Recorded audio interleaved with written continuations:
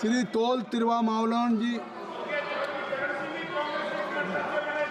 श्री तोल तिरुमावलन। மாண்புமிகு அவைத் தலைவருக்கு வணக்கம்.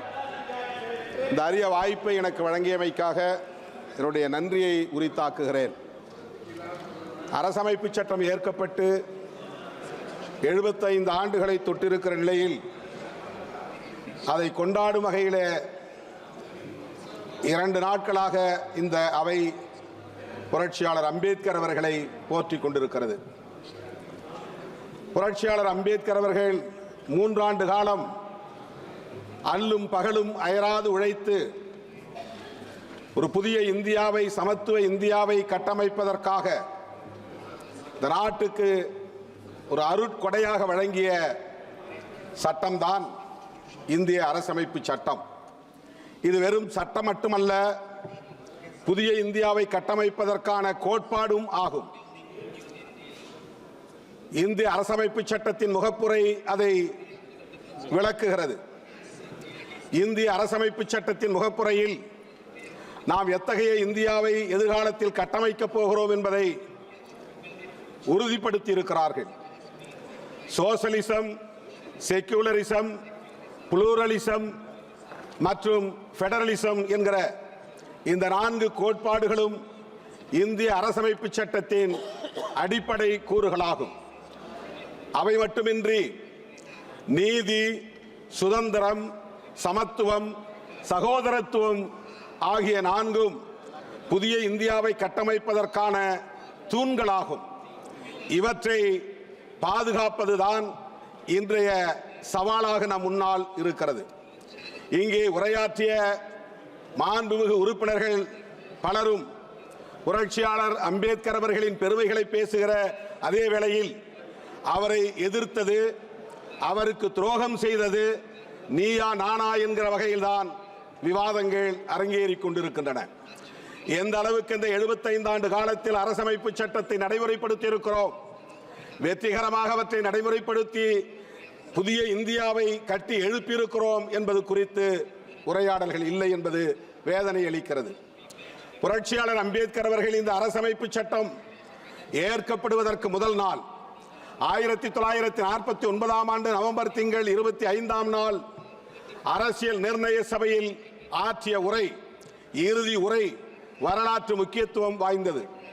3 ஆண்டு காலம் அரும்பாடுபட்டு உழைத்து உருவாக்கிய அந்த அரசமைப்பு சட்டம் குறித்த கவலையை அவர் வெளிப்படுத்துகிறார். வருகிற 1950 ஜனவரி 26 அன்று இந்த தேசம் ஒரு குடியரசாகிவிடும். அது மகிழ்ச்சி அளிக்கிறது.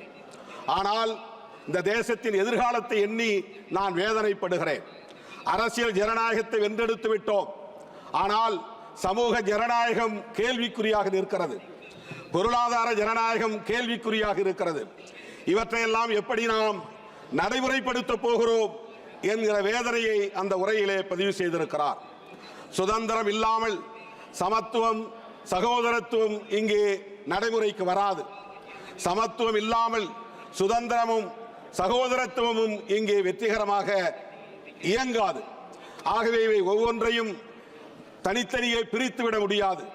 சுதந்திரம், சமத்துவம், சகோதரத்துவமாக ஆகிய 3ஐயும் ஒரே நேரத்தில் நடைமுறைப்படுத்துகிற போதுதான், வெற்றிகரமாக நடைமுறைப்படுத்துகிற போதுதான் இங்கே சமூக ஜனநாயகத்தை நாம் உருவாக்க முடியும் என்கிற கவலையை பதிவு செய்கிறார். அதற்கு இங்கே தடைகளாக இருப்பவற்றை தூக்கி எறிய வேண்டும் என்று சொல்லுகிறார். சகோதரத்துவம் இல்லாமல் சமத்துவம் இல்லை. நாம் அனைவரும் ஒரே குடும்பத்தை சார்ந்த உடன்பிறப்புகள் என்கிற உணர்வை பெற வேண்டும். இது தேசம் என்கிற ஒற்றை வடிவத்தை இன்னும் பெறவில்லை. இது தேசமாகவே இல்லை. ஆகவே நாம் அனைவரும் ஒரு தேசிய இனம் என்று கூட சொல்ல முடியாது. அப்படிப்பட்ட நிலையிலே சமூக ஜனநாயகத்தை வென்றெடுப்பதற்கு புரட்சியாளர் அம்பேத்கர் அவர்கள் பல்வேறு யோசனைகளை சொன்ன அதே வேளையில் தன்னுடைய ஆழ்ந்த வருத்தத்தை பதிவு செய்ததை இங்கே நான் பதிவு செய்ய விரும்புகிறேன். இங்கே எதிர்காலத்தில் வர இருப்பவர்கள் நாட்டை விட மத நம்பிக்கைகள் மேலானதா அல்லது மத நம்பிக்கைகளை விட நாடு மேலானதா என்ற கேள்விக்கு யார் விடை செல்ல போகிறார்கள்? ஒருவேளை நாட்டை விட மத நம்பிக்கைகள் மேலானது என்று கருதினால் இந்த தேசம் மீண்டும் சுதந்திரத்தை இழக்க நேரிடும்.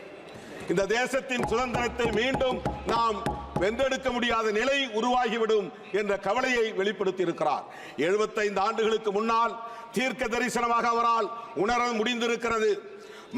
மத நம்பிக்கை உள்ளவர்களின் கைகளில் ஆட்சி அதிகாரம் சிக்கிக் கொண்டால் நாட்டை விட மத நம்பிக்கைகளே மேலானது என்பதை அவர்கள் உறுதிப்படுத்தக்கூடிய நிலை உருவாகும் என்பதை இங்கே சொன்னார். புரட்சியாளர் அம்பேத்கர் சொன்னது இங்கே இப்போது நடைமுறையில் இருப்பதாகத்தான் நம்மால் உணர முடிகிறது.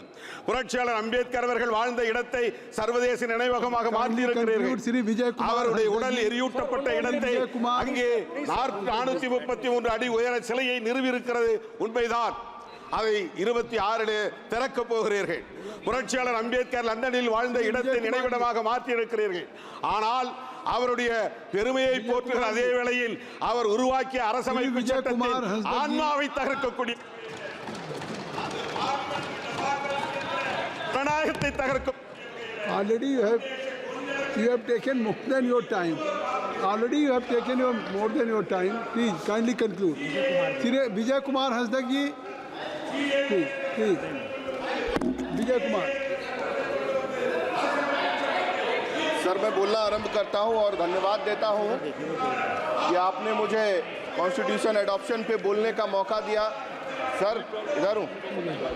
हो गई बात और हो गई. I have already given more than 3 minutes more.